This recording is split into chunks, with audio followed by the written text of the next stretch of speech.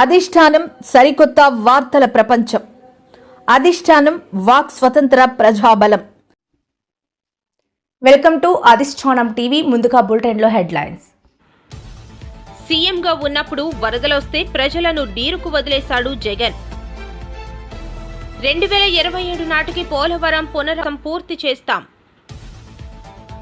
Transgender Deepu మృతికి కారకులైన బన్నీ కఠినంగా శిక్షించాలని కొవ్వొత్తుల ర్యాలీ.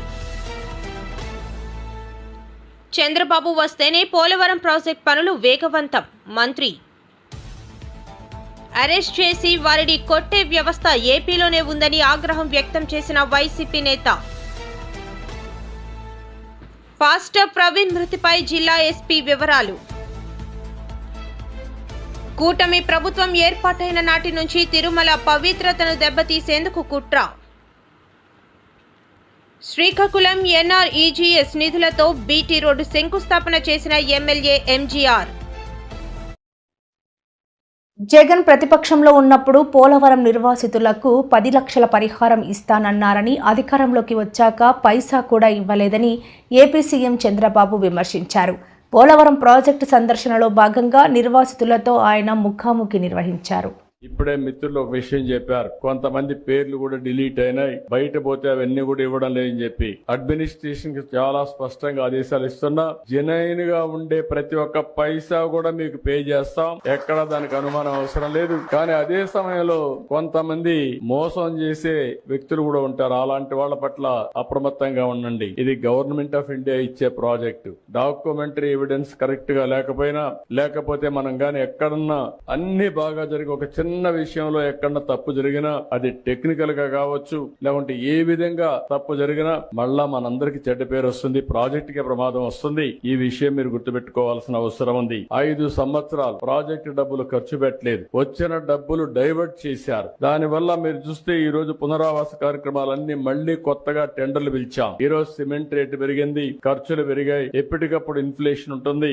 మళ్లీ అదనంగా 500 కోట్ల రూపాయలు ఖర్చు అయింది. అంటే ప్రాజెక్టు వల్ల సకాలంలో పూర్తి అయి ఉంటే మీరు కూడా జీవితాల్లో సెటిల్ అయ్యేవారు. ఈ నీళ్లు గానుంటే వ్యవసాయం బాగా జరిగేది, అదనపు ఆయకట్టు వచ్చేది, ఆదాయం పెరిగేది. ఇంకొక పక్కన హైడల్ ప్రాజెక్ట్ మీరు చూస్తే పవర్ జనరేషన్ కోసం పెట్టింది, బాగా లేట్ అయింది కాబట్టి దగ్గర 2500 కోట్ల రూపాయలు ప్రభుత్వానికి వచ్చే ఆదాయం పోయింది. ఇంకొక పక్క అదనపు భారం పడే పరిస్థితికి వచ్చింది. ఇలాంటి చాలా సమస్యలు వచ్చాయి.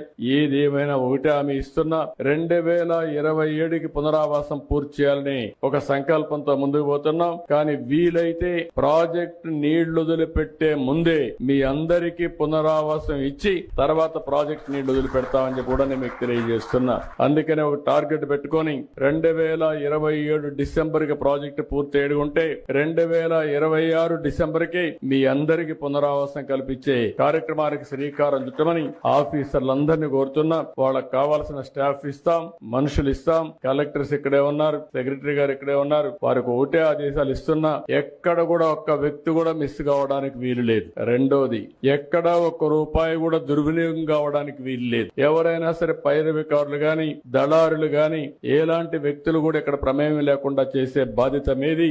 ఇంకొక విషయం కూడా మీరు గుర్తుపెట్టుకోవాల్సింది, వీళ్ళందరికీ పునరావాసం కల్పించిన తర్వాత కూడా మనకు ఒక బాధ్యత ఉంది. వీళ్ళకు ఆదాయం పెంచే మార్గం, వాళ్ళకు జీవన ప్రమాణాలు పెరిగేదానికి ఏమేం చేయాలనో అవన్నీ కూడా ఇవ్వాల్సిన అవసరం ఉంది. దానికి కూడా ఒక కార్యక్రమం తయారు చేయండి. అది కూడా మనం చేస్తామని చెప్పి మీ అందరికీ తెలియజేసుకుంటూ, మైక్ కొద్దిగా సౌండ్ శ్రీ 2027 నాటికి పోలవరం పునరావాసం పూర్తి చేస్తాం. నిర్వాసితులందరికీ న్యాయం చేసిన తర్వాతే ప్రాజెక్టు నీటిని విడుదల చేస్తామని సీఎం చంద్రబాబు అన్నారు.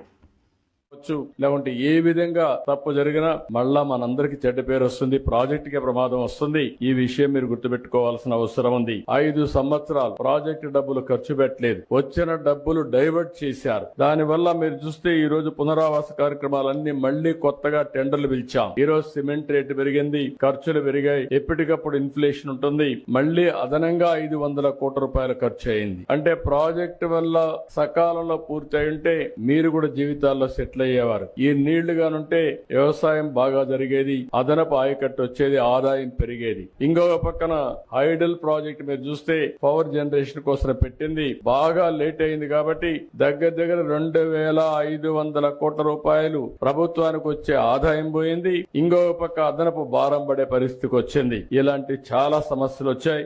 ఏదేమైనా ఒకటే హామీ ఇస్తున్నా, 2027కి పునరావాసం పూర్తి చేయాలని ఒక సంకల్పంతో ముందుకు పోతున్నాం. కానీ వీలైతే ప్రాజెక్టు నీళ్లు వదిలిపెట్టే ముందే మీ అందరికీ పునరావాసం ఇచ్చి తర్వాత ప్రాజెక్ట్ నీళ్లు వదిలిపెడతామని చెప్పి కూడా నేను మీకు తెలియజేస్తున్నా. అందుకనే ఒక టార్గెట్ పెట్టుకొని 2027 డిసెంబర్ కి ప్రాజెక్టు పూర్తి అయ్యుంటే 2026 డిసెంబర్ కి మీ అందరికీ పునరావాసం కల్పించే కార్యక్రమానికి శ్రీకారం చుట్టమని ఆఫీసర్లందరినీ కోరుతున్నా. వాళ్ళకి కావాల్సిన స్టాఫ్ ఇస్తాం, మనుషులు ఇస్తాం. కలెక్టర్స్ ఇక్కడే ఉన్నారు, సెక్రటరీ గారు ఇక్కడే ఉన్నారు. వారికి ఒకటే ఆదేశాలు ఇస్తున్నా, ఎక్కడ కూడా ఒక్క వ్యక్తి కూడా మిస్ కావడానికి వీలు లేదు. రెండోది, ఎక్కడ ఒక్క రూపాయి కూడా దుర్వినియోగం కావడానికి వీలు లేదు. ఎవరైనా సరే పైరవికారులు గాని, దళారులు గాని, ఎలాంటి వ్యక్తులు కూడా ఇక్కడ ప్రమేయం లేకుండా చేసే బాధ్యత మీది. ఇంకొక విషయం కూడా మీరు గుర్తుపెట్టుకోవాల్సింది, వీళ్ళందరికీ పునరావాసం కల్పించిన తర్వాత కూడా మనకు ఒక బాధ్యత ఉంది. వీళ్ళకు ఆదాయం పెంచే మార్గం, వాళ్ళకు జీవన ప్రమాణాలు పెరిగేదానికి ఏమేం చేయాలనో అవన్నీ కూడా ఇవ్వాల్సిన అవసరం ఉంది. దానికి కూడా ఒక కార్యక్రమం తయారు చేయండి, అది కూడా మనం చేస్తామని చెప్పి మీ అందరికీ తెలియజేసుకుంటూ, మైక్ కొద్దిగా సౌండ్ శ్రీ నిమ్మల రామానాయుడు గారు, నాదెళ్ల మనోహర్ గారు, వేదిక పైన గౌరవ శాసనసభ్యులందరికీ, స్థానిక శాసనసభ్యులు బాలరాజు గారికి, ఈ కార్యక్రమానికి చేసినటువంటి ట్రాన్స్ జెండర్ దీపు మృతికి కారకులైన బన్నీ కఠినంగా శిక్షించాలని కొవ్వొత్తుల ర్యాలీ. సహజీవనం చేస్తూ బన్నీ అనే వ్యక్తి దీపుని ప్రేమిస్తున్నాను అంటూ నమ్మించి పాశవికంగా ఆమెను ఖండాలుగా నరికి మృతికి కారణకుడైన బన్నీని వెంటనే శిక్షించాలి.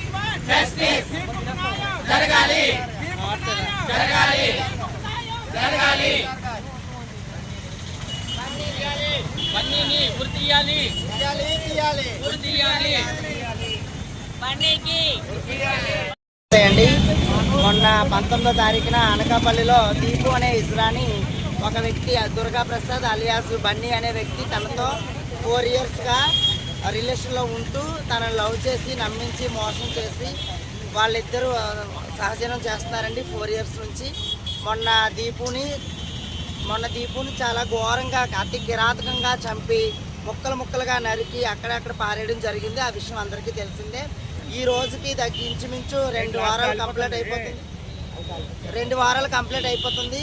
కానీ ఇప్పటి వరకు ప్రభుత్వం తరపు నుంచి కానీ ఎవరు కానీ పొలిటీషియన్స్ ఎవరు మమ్మల్ని పట్టించుకోలేదు. ఈ విషయం మీద ఎవరు కూడా స్పందించట్లేదు. కాబట్టి అదే మేము కూడా గవర్నమెంట్ని గెలిపించిన వాళ్ళమే, మేము కూడా ఓట్లు వేసిన వాళ్ళమే, మేము కూడా అన్ని విధాలుగా పలికొచ్చాము. కానీ ఇప్పుడు ఈ విషయం జరిగిన తర్వాత ఎవరు మమ్మల్ని అయితే పట్టించుకోలేదు. గత 2 వారాల నుంచి ఇదే ధర్నా జరుగుతూ ఉంది, కానీ ఎవరు పట్టించుకోలేదు. దీని ద్వారా మీడియా సోదరుల ద్వారా మేము ప్రభుత్వానికి ఒకటే తెలియజేస్తున్నాం, మాకు ప్రత్యేకమైన ఒక చట్టం కావాలి, మాకు రక్షణ కావాలి, ఇలాంటి వ్యక్తుల నుంచి మాకు రక్షణ కావాలి.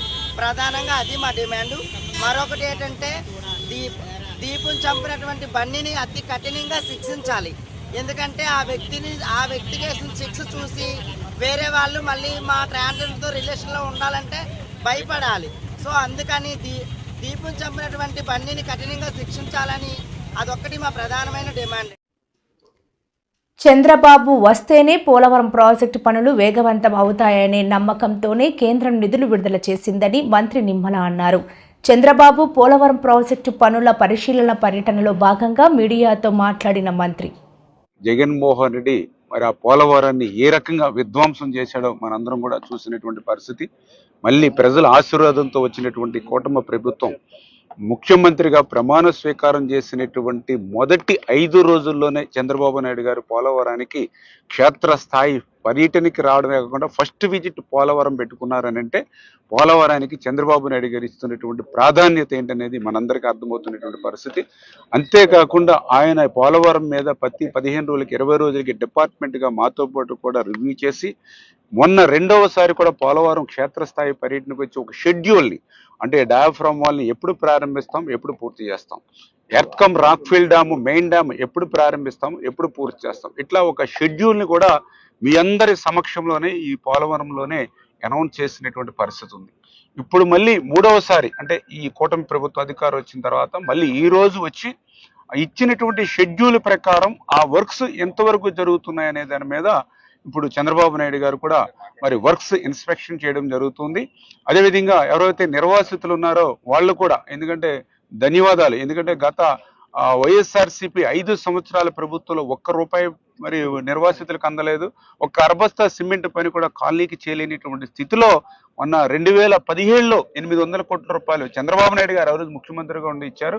మళ్ళీ మొన్న 2025 జనవరి 1 మరి ఫస్ట్ వీక్లోనే మళ్ళీ 830 కోట్ల రూపాయలు చంద్రబాబు నాయుడు గారు ముఖ్యమంత్రిగా ఉండగా అంటే నిర్వాసితులకు అందినటువంటి సాయం ఆ రోజు చంద్రబాబు నాయుడు గారే, ఈ రోజు చంద్రబాబు నాయుడు గారే, మధ్యలో ఉన్నటువంటి జగన్మోహన్ రెడ్డి 5 సంవత్సరాల్లో మరి ఇచ్చింది 0 అనేటువంటి భావంతో ఇవాళ నిర్వాసితులు కూడా మరి చంద్రబాబు నాయుడు గారిని కలిసి కృతజ్ఞతలు కూడా చెప్పబోతూ ఉన్నారు. మరి చాలా క్లియర్గా ఈరోజు ఆ యొక్క నిర్వాసితులతోటి మాట్లాడిన అనంతరం ఏదైతే ఈ యొక్క పోలవరానికి సంబంధించి మరి ఫస్ట్ పాయింట్గా బట్రస్ డ్యామ్ ఏదైతే ఉందో అంటే అప్పర్ కాపర్ డ్యామ్ని స్ట్రెంగ్తన్ చేయడం కోసం, ఎందుకంటే ఇప్పటికే సీపేజ్ అవుతుంది అప్పర్ కాపర్ డ్యాము, దాన్ని మనం లిఫ్ట్ చేస్తూ ఉన్న వాటర్ అంతటిని కూడా. అయితే రేపు కన్స్ట్రక్షన్ చేసేటప్పుడు రైనీ సీజన్లో ఎక్కువ వాటర్ మనం బయట లిఫ్ట్ చేసినప్పుడు అప్పర్ కాపర్ డ్యామ్కి డ్యామేజ్ లేకుండా ఆ బట్రస్ డ్యాము ఏదైతే ఈ యొక్క ఇంటర్నేషనల్ ఎక్స్పర్ట్స్ కానీ సిడబ్ల్యూసి కానీ ఎవరైతే ఇచ్చారో దాని ప్రకారం ఈ బట్రస్ డ్యామ్ పనులు కూడా మరి ఏదైతే ఆల్రెడీ జరుగుతూ ఉన్నాయి. 7,50,000 క్యూబిక్ మీటర్లు బట్రస్ డ్యామ్ చేయవలసి ఉండగా మరి మొన్ననే 1 వీక్ బ్యాక్ ప్రారంభించి 20,000 క్యూబిక్ మీటర్లు చేశారు. రిమైనింగ్ బ్యాలెన్స్ కూడా ఈ మే 30వ తారీఖున కంప్లీట్ చేయాలనేటువంటిది ఏదైతే ఉందో అది ఆ పాయింట్ నోటి ఆయన పరిశీలిస్తారు. అదేవిధంగా ద సెకండ్ పాయింట్గా ఏదైతే గ్యాప్ 1లో అంటే రేపు ఈసీఆర్ఎఫ్ డ్యాము ఏదైతే మనం ఏప్రిల్లో ప్రారంభించాలని గ్యాప్ 1లో ఏదైతే అనుకుంటున్నామో అవన్నీ కూడా ఈ మంత్ ఎండింగ్కి డిజైన్స్ తీసుకుని సినిమాలో ఒక క్లిప్పింగ్ పెడితే కూడా అరెస్ట్ చేసి వారిని కొట్టే వ్యవస్థ ఏపీలోనే ఉందని ఆగ్రహారం వ్యక్తం చేసిన వైసీపీ నేత శివప్రసాద్ రెడ్డి. వివేక్ హత్య టీవీ సీరియల్ను తలపిస్తోంది అని అన్నారు. వైఎస్ రాజశేఖర రెడ్డి మరణం వెనుక ఉండే అనుమానాన్ని నివృత్తి చేయమని కోరాల్సి వస్తుంది. ఇట్లా ఎన్నో చెప్పాల్సి వస్తుంది. అంటే మీకు అహింస పట్ల ఏమాత్రమే కానీ గౌరవం లేదు. మరి మీకు అహింస పట్ల గౌరవం లేక, ప్రజాస్వామ్యం పట్ల గౌరవం లేక, వివేకానంద రెడ్డి పట్ల ప్రేమ లేక 6 సంవత్సరాలనే టీవీ సీరియల్ మాదిరి వివేకానంద రెడ్డి హత్య గురించి ఆమెను మీరు మాట్లాడుతూనే ఉండారు, వండి వారుస్తానే ఉండారు, రాస్తానే ఉండారంటే ఎవరి మీద మీకు ప్రేమ ఉంది? ఇది ఇట్లా రాస్తారు. ఇట్లా ఈ మధ్యకాలంలో 4-6 ఏళ్ళ నుంచి రాస్తానేది ఇట్నే. Krishna Reddy direction, Avinash Reddy direction, Krishna Reddy action. ఇది ఒకరోజు, నిన్న ఒకరోజు, 6 సంవత్సరాలుగా. మరి దేనికోసం? దేనికోసం అంటే రాష్ట్ర ప్రజలారా ఒకే ఒక కారణం. వివేకానంద రెడ్డి రక్తం తీసుకొచ్చి మా జగన్మోహన్ రెడ్డి గారి చొక్కాకు పుయ్యాల పూర్తిగా ఇట్లా. ఎంత విచిత్రం అంటే రక్తము మాదే, చొక్కా మాదే. ఒరి దీని అమ్మ జీవితమేసరా. రక్తము మాదే, చొక్కా మాదే. చనిపోయిన వ్యక్తి మా కుటుంబ సభ్యుడే. ఎవరి చొక్కాకు పూస్తున్నారు మీరు? జగన్మోహన్ రెడ్డి రాజకీయం అనే చొక్కాకు మీరు రక్తం పూసి ఆయనను అపవిత్రుని చేసి సర్వనాశనం చేయాలా? ఎట్లా దీనికి మార్గం? జగన్మోహన్ రెడ్డి హత్యలో భాగస్థుడు అని చెప్పి రాష్ట్ర ప్రజలను నమ్మించి ఆయన వ్యక్తిత్వాన్ని హననం చేయాలంటే ఒక పావు కావాలా మీకు? బలిపీఠం ఎక్కడానికి ఓ మనిషి కావాలా? ఆ బలిపీఠం ఎక్కడానికి మీరు ఎన్నుకున్న మనిషే మా ఎంపీ అవినాష్.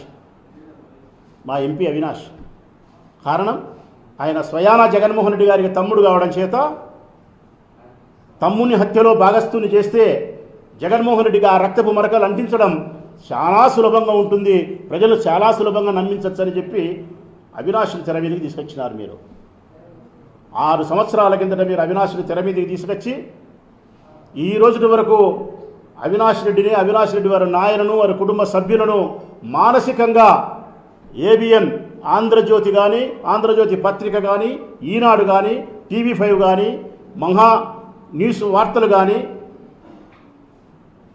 ఎంత మానసిక వేదన కలిగించినారు ఆ కుటుంబానికి, అవినాష్కి మీరు నరకం చూపించినారు. వారి కుటుంబ వ్యక్తిత్వాన్ని హననం చేసి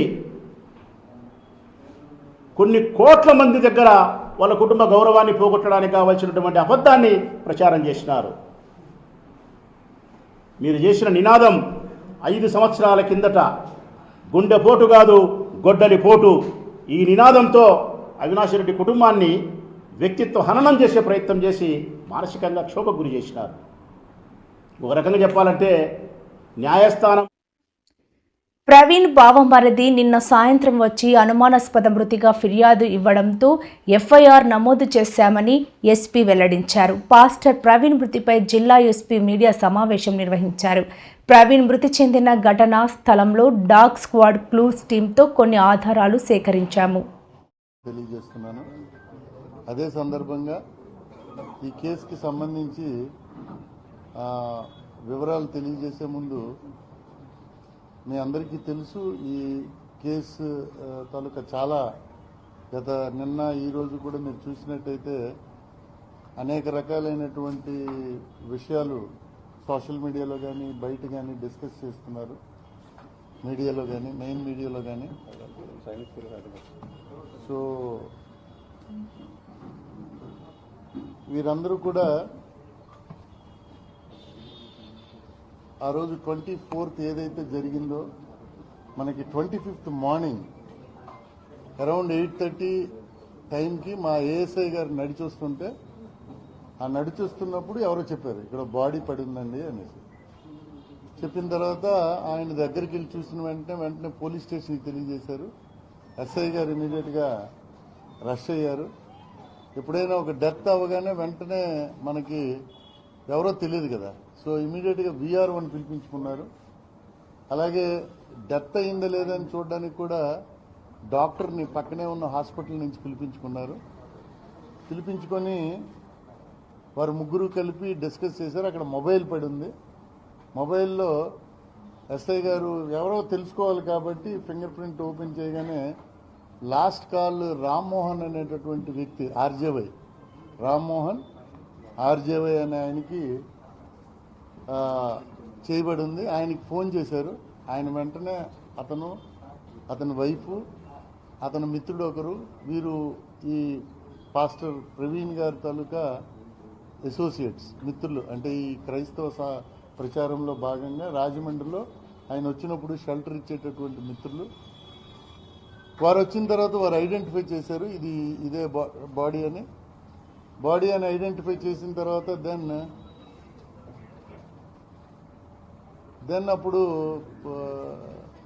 వెంటనే కంప్లైంట్ బంధు ఎక్కడ ఉంటారు వీళ్ళ పేరెంట్స్ కానీ వీళ్ళ బ్రదర్స్ రిలేటివ్స్ ఎక్కడ ఉంటారని అడిగితే then they told that they are from హైదరాబాద్లో ఈయన ఉంటారండి, ఈయన చాలా క్రైస్తవ ప్రచారంలో భాగంగా ఇక్కడికి వస్తుంటారు, అప్పుడప్పుడు చుట్టూ కూడా తిరుగుతూ ఉంటారు అన్నది మనకు వచ్చిన సమాచారం. దాంతో వెంటనే వారి బంధువులతో మాట్లాడడం జరిగింది. బికాజ్ వారి వచ్చి కంప్లైంట్ ఇవ్వాలి కాబట్టి కంప్లైంట్ సాయంత్రం వారి బావమరిది వచ్చి అన్ని విషయాలు రామ్మోహన్ గారితో వారి అసోసియేట్స్ తోటి చర్చించుకున్న తర్వాత then they have given 1 complaint. అనుమానాస్పద మరణం కింద ఇవ్వడం జరిగింది. 194 BNS కింద ఇవ్వడం జరిగింది. సో దాని ప్రకారం అక్కడ FIR కట్టారు. కూటమి ప్రభుత్వం ఏర్పాటైన నాటి నుంచి తిరుమల పవిత్రతను దెబ్బతీసేందుకు కుట్ర జరుగుతోందని మాజీ టీటీడీ చైర్మన్ భూమన కరుణాకర్ రెడ్డి మండిపడ్డారు. తిరుపతి క్యాంపు కార్యాలయంలో మీడియాతో మాట్లాడుతూ అధికారి అయినటువంటి వివేక్ అనే ఆయన జిల్లా అటవీ శాఖ అధికారి డ్యాంలో చట్ట వ్యతిరేక కార్యక్రమాలు జరుగుతున్నాయి కనుక సమాచారం అందింది కనుక మేము తనిఖీల కోసమని బోటులు వాడినాము అని ఆయన ప్రకటన అమాయకంగా ఒకటి వదిలినాడు. అది ఆ ప్రాంతం పూర్తిగా తిరుమల తిరుపతి దేవస్థానాలకు సంబంధించిన అటవీ ప్రాంతం. దానికి సంబంధించి తిరుమల తిరుపతి దేవస్థానానికి కూడా అటవీ శాఖ అధికారులు కూడా ఉంటారు. మరి ఈ వివేకనాయన ఏ అటవీ శాఖ అధికారో ఆయన ఎలా ఒకవేళ టీటీడీకి సంబంధించిన అటవీ శాఖ అధికారి అయితే ఆ స్థాయి అధికారి కాదు వివరణ ఇవ్వాల్సింది. దానికి ఎగ్జిక్యూటివ్ ఆఫీసర్ అడిషనల్ ఈఓ వివరణ ఇచ్చి ఉండాలి.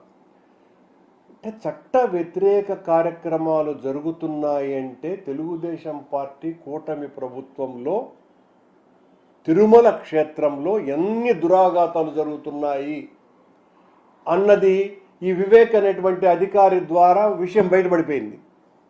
ఆయన చాలా స్పష్టంగా చెప్తున్నాడు, చట్ట వ్యతిరేక కార్యక్రమాలు జరుగుతున్నట్టుగా మాకు సమాచారం అందింది కనుక మొట్టమొదటిసారిగా బోటింగును వాడటం, అది కూడా బోటింగును అందుకోసమనే వాడినారు అని అంటే అర్థమైంది. చాలా పెద్ద ఎత్తున ఆ చట్ట వ్యతిరేక కార్యక్రమాలు జరిగినప్పుడే జరుగుతాయి. అలాంటి బోటింగ్ జరగటం అన్నది ఇంతవరకు తిరుమల చరిత్రలో ఇలాంటి సంఘటన ఎప్పుడు కూడా జరగల. అటవీ శాఖ సిబ్బంది ఏమో ట్రయల్ రన్ కోసమని టూరిజం స్పాట్గా చేయటం కోసమని వాళ్ళు చెప్పినారు. అటవీ శాఖ జిల్లా అధికారేమో చట్ట వ్యతిరేక కార్యక్రమాలు జరుగుతున్నాయి కనుక మేము ట్రయల్ రన్ను వాడినాము అని ఆయన చెప్తున్నాడు. ట్రయల్ రన్లో పాల్గొన్నటువంటి అటవీ సిబ్బంది ఎవ్వరు అన్న ప్రశ్న మేము వేస్తున్నాం. శ్రీకాకుళం జిల్లా ఎన్ఆర్ఈజీఎస్ నిధులతో బీటీ రోడ్డు శంకుస్థాపన చేసిన ఎమ్మెల్యే ఎంజీఆర్. ఎన్ఆర్ఈజీఎస్ అంచనా విలువ 2 కోట్ల రూపాయలు అంచనా వ్యయంతో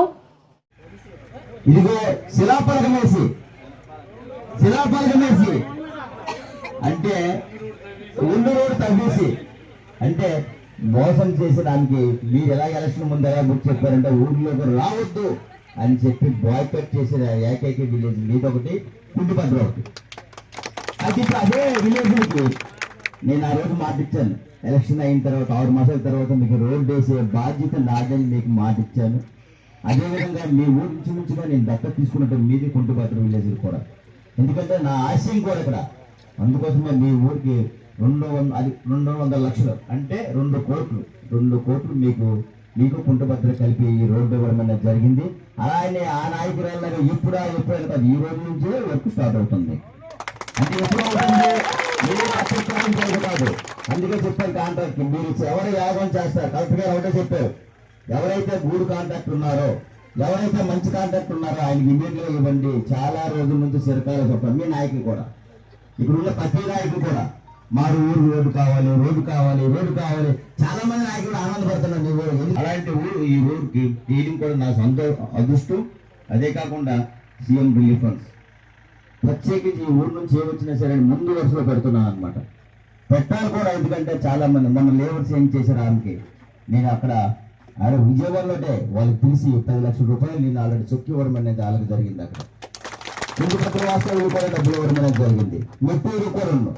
అంటే మీ మండలం నుంచి ఏ రోజు ఎన్నడూ లేని మెజార్టీ మీ నాయకుల ద్వారా మీరందరూ ఇచ్చినందుకు మీ అందరికీ శిరస్సు నుంచి నమస్కారం తెలియజేసుకుంటూ ఈరోజు శ్రీరాములు గారికి 1,13,808 రూపాయలు ఈ చెక్ ఇప్పుడు నా దగ్గర ఉంది. ఆయన కూడా ఇచ్చేస్తాం. ఒక్క విషయం గుర్తుంచుకోండి, మనమందరము కలిసి పనిచేస్తే సాధించలేదంటూ ఏదీ ఉండదని మీ అందరికీ తెలియజేస్తున్నాను. మీ అందరూ అభిమానంతో నన్ను గెలిపించారు. ఎలా ఒక సామాన్యుడు మాలో ఒకడు మాతోనే ఉంటారు. అందరు ఎమ్మెల్యేలుగా రాజకీయం చేసి రాజకీయవాదాన్ని ఉండదు. సామాన్యుడు మా కష్ట